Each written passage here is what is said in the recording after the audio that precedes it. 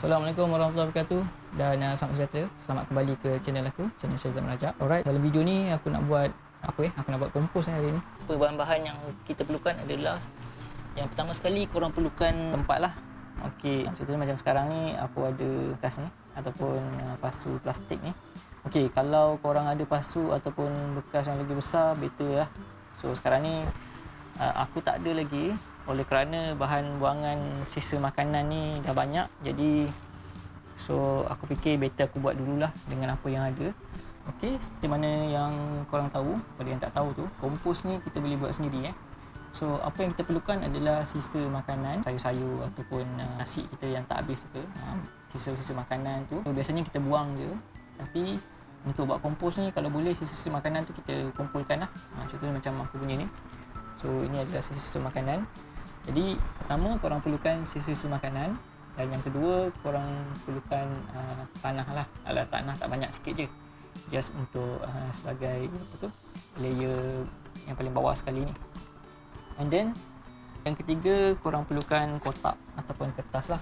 Ni macam ni kan. So macam ni, apa ni, tempat telur ni boleh juga, ataupun kertas-kertas macam ni, kertas ni yang tak terpakai ni, ni so boleh gunakan.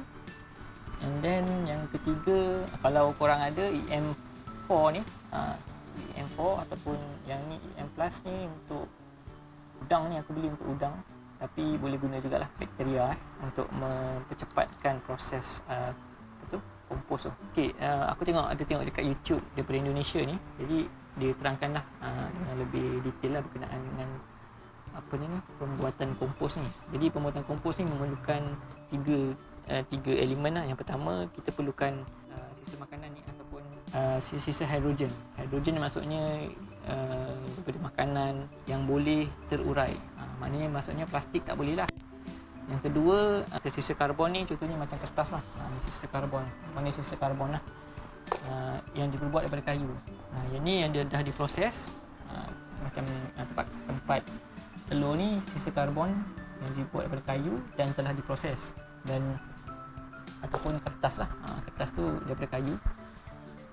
Yang ketiga, sisa karbon juga asalnya daripada kayu, sama ada rumput ke ranting-ranting kayu, macam tu lah. Dan yang keempat, kena dia dekat tiga, keempat ni ekstra lah. Kalau korang ada EM4 ni, macam aku ni, aku ada ni EM4 Plus ni yang aku beli, nanti aku letakkan link dia. Ini untuk ikan gapi, untuk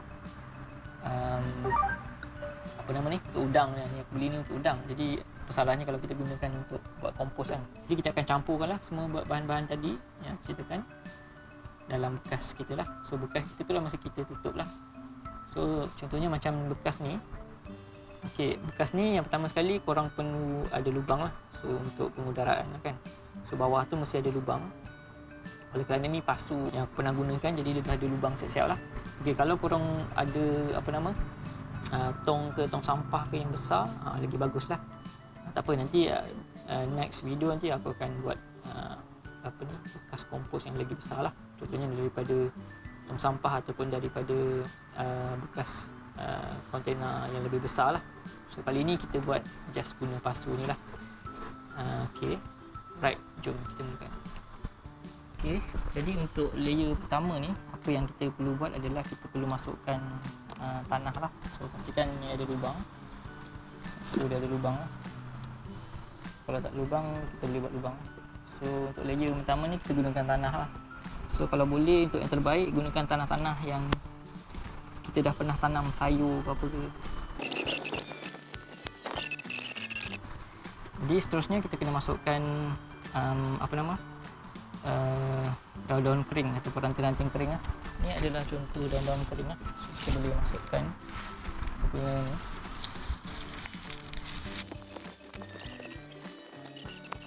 macam ni. Alright. So seterusnya kita akan masukkan kita punya sisa-sisa makanan tu lah. Okey, seterusnya kita akan masukkan sisa-sisa makanan lah. So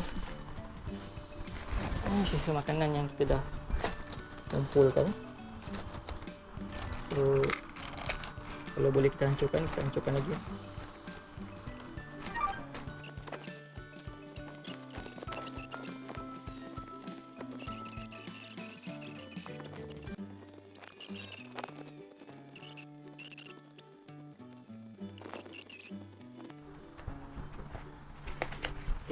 jelas kot. So kita akan letakkan tanah dan kita letak kita punya EM4 tadi, EM4 flash ni. Kalau korang tak ada EM4, boleh gunakan gula merah korang masak dulu dan tuang di atas ni, kita gaulkan. So dia sebagai molasi. So, aku pun tak pasti apa molasi ni, kalau aku tahu nanti aku letakkan kat bawah. So dah masukkan kita punya ni. So kita akan letak panas sikit rasa. Kita akan masukkan balik tanah.